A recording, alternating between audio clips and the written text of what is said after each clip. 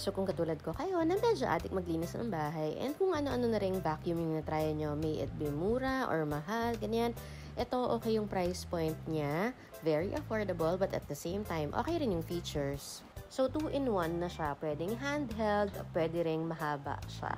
Meron na rin siyang kasamang mga brush or attachments and ito, might removal brush yung isa dyan.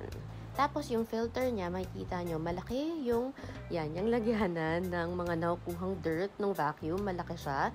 Tapos yung white na yon, pwede mo siyang i-hand wash para malinis siya, yun yung filter. So yan, dahil marami siyang attachments na kasama, marami siyang uses. Pwede siya sa bed, sa couch, sa floor, sa hardwood floor, sa tiles, lalong-lalo na sa carpet, perfect din siya. And in terms of trying, yung paghigo per suction power niya ng pagkuha ng dumi, ayan, makikita nyo sa wrapper, okay siya.